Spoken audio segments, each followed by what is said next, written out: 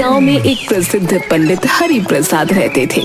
पंडित जी उस गांव के मंदिर में पूजा पाठ का कार्य करते और इसके साथ साथ वो लोगों की शादी और अन्य धार्मिक कार्य भी संपूर्ण कराते थे, जिसकी वजह से उनका दूसरा नाम शादीराम भी पड़ गया था।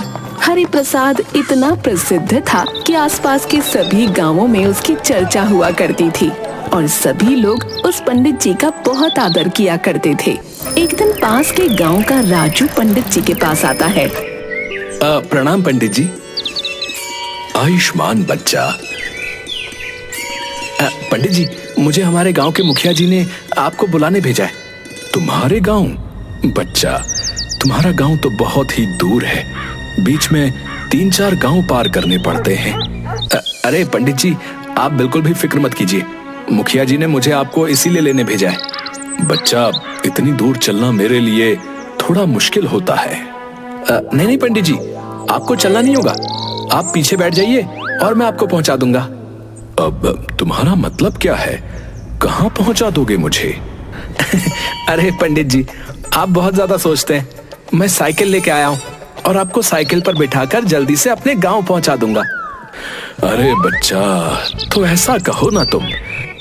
तुम्हारी बात सुनकर मुझे लगा जाने मुझे कहाँ पहुंचाने की बात कर रहे हो। पंडित जी, कहाँ पहुंचाऊंगा मैं आपको? चलिए जल्दी से सवार हो जाइए मेरी साइकिल पर। अब राजू के गांव पहुंचकर मुखिया जी के घर पर। प्रणाम पंडित जी, बड़ी देर से हम आपकी प्रतीक्षा कर रहे थे। रास्ते में कोई तकलीफ तो नहीं हुई? आयुष्मान बच्चा, तकलीफ कैसे होती? आपने अपने इस दूध को जो भेजा था हमें लाने, बड़े आराम से लेकर आया है। पंडित जी, अगले हफ्ते हम अपने घर में शिव अभिषेक करना चाहते हैं। अब अवश्य, ये तो बड़ा उचित समय है अभिषेक करने के लिए। बस पंडित जी, पूजन से संबंधित सभी सामग्री की सूची बनवा दीजिए और समय बता दीजिए, हम राजू को लेने आपके पास भेज देंगे। बच्चा, वैसे तो आपके गांव में भी पंडित यदुनाथ हैं, वो बड़े ही ज्ञानी पंडित हैं, उनसे ही आप पूजन क्यों नहीं करवा लेते? मुझे इतनी दूर से बुलाएंगे क्या? नहीं पंडित जी, पूजन तो हम आपके हाथों से ही करवाएंगे। हाँ, आखिर आप आसपास के 10 गांवों में सबसे ज्यादा ज्ञानी पंडित हैं और फिर पूजा पाठ में हम किसी भी तरह की कोई गलती करने की गुंजाइश नहीं रख सकते। अब ठीक है बच्चा, ठीक है, जैसी आपकी इच्छा। मैं आपको सामग्री की सारी सूची बता देता हूँ। आप सामग्री मंगवाकर पूजा की पूरी तैयारी करवा लीजिएगा और राजू को मुझे लेने भेज दीजिएगा। मैं समय पर आकर पूजा संपन्न कर दूंगा।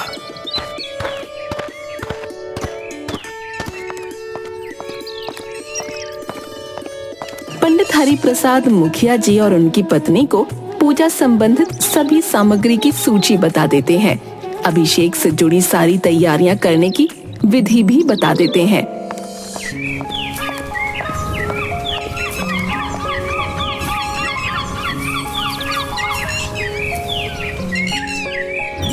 हरि प्रसाद इतने प्रसिद्ध थे कि सभी लोग उन्हीं से अपना धार्मिक कार्य कराने के लिए दूर दूर गांव से बुलाया करते थे। 3 दिनों बाद फिर से मुखिया जी के घर पर आपने पूजन की सारी तैयारी बहुत अच्छे से की हुई है। चलिए अब आप दोनों दंपत्ति विराजमान हो जाइए, हम अभिषेक प्रारंभ करते हैं। अब हाँ पंडित जी, चलिए पूजन शुरू किया जाए। पूजन समाप्त होने के बाद पंडित जी, आपका बहुत बहुत धन्यवाद। आपने अभिषेक बहुत अच्छे से कराया, मन को संतुष्टि प्राप्त हुई है। भगवान की सेवा में जब तक संतुष्टि ना मिले तब तक पूजन संपन्न नहीं होता। पंडित जी, हम आपको जो है एक छोटी सी भेंट देना चाहते हैं। कैसी भेंट देना चाहते हैं? आपने तो मुझे दक्षिणा दे दी है। मुखिया पंडित जी को भेंट स्वरूप एक गाय देते हैं। पंडित हरि प्रसाद गाय को लेकर पैदल अपने रास्ते धीरे धीरे लौट रहे थे। जिस रास्ते से पंडित हरि प्रसाद लौट रहे थे उस रास्ते पर 4 ठग रहते थे, गोपी, जग्गू, कालिया और बिल्लू। वो आने जाने वाले लोगों को लूटा करते थे। जब उन 4 ठगों ने पंडित जी को देखा तो आपस में बोलने लगे, आज तो सुबह से कोई भी नहीं मिला है यार, और हमारे खाने पीने की व्यवस्था भी नहीं हुई है। चलो बे, आज हम इस पंडित को ही लूट लेते हैं और इससे ये गाय ठग लेते हैं, क्या बोलते हो? अबे ओ, अगर पंडित जी को हमने मारा ना तो सारे गांव वाले हमें छोड़ेंगे नहीं, भूत बना देंगे, बता रहा हूँ। और फिर यार हमें पाप भी बहुत लगेगा यार। चारों ठग आपस में पंडित हरि प्रसाद से गाय ठगने की एक नई तरकीब बनाते हैं। अरे मेरे लफंडर दोस्तों, वो देखो पंडित जी गाय ले जाते हुए।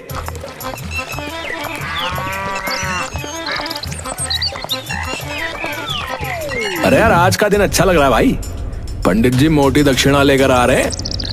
इनके पास इस गाय का क्या काम? चलो दोस्तों, हो जाओ शुरू, चलो। और चारों ठग अपने अपने काम पर लग जाते हैं। पंडित हरि प्रसाद जब पहले गांव पहुंचने वाले होते हैं तो वहां पहला ठग गोपी एक साधारण व्यक्ति की तरह उन्हें मिलता है। राम राम पंडित जी। प्रणाम करता है और उनके पैर पड़ने के लिए झुकता है, लेकिन वो रुक जाता है और पंडित जी से बोलता है, पंडित जी आप तो बहुत ज्यादा प्रसिद्ध पंडित हैं और लोग आपकी बहुत इज्जत करते हैं, लेकिन ये क्या, आप इस गधे के साथ क्या कर रहे हैं? गोपी की बात सुनकर पंडित जी गुस्सा हो जाते हैं और बोलते हैं, अरे मूर्ख, ये गधा नहीं गाय है, गाय। अरे पंडित जी आप भी कैसी बात कर रहे हैं? अरे आप इतने बड़े ज्ञानी हैं, ये गाय नहीं है, देखो ना गधा है। अरे आपको किसी ने बेवकूफ बना दिया है। तुम ही मूर्ख हो, ये गधा नहीं गाय है। इतना बोलकर पंडित जी आगे निकल जाते हैं। पंडित जी आगे तो निकल गए, लेकिन इस घटना की वजह से पंडित जी को एक भ्रम सा हो जाता है और फिर वो खुद से बातें करने लगते हैं। अजीब व्यक्ति था, अच्छी भली गाय को गधा बता रहा था।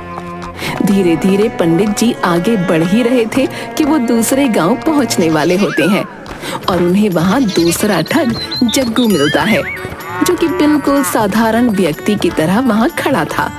अरे पंडित जी राम राम, कहाँ की यात्रा पे निकले हैं?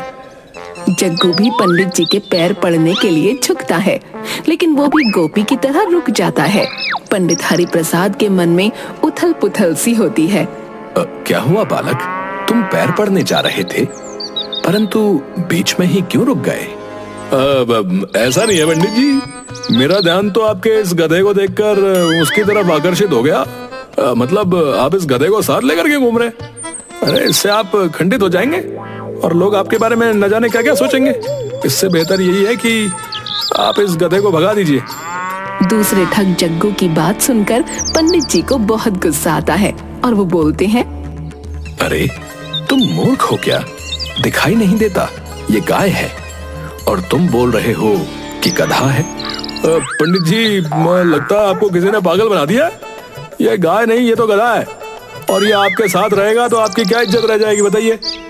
कि सुनते ही पंडित जी सोचने लगे, ये न जाने क्या बोल रहा है। मैं तो गाय लाया हूँ, पर ये सब इसे गधा क्यों बोल रहे हैं? कहीं मैं सच में गधे को लेकर तो नहीं घूम रहा। खैर कोई बात नहीं, जैसी आपकी मर्जी।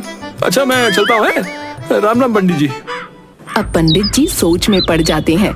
जग्गू वहाँ से चला जाता है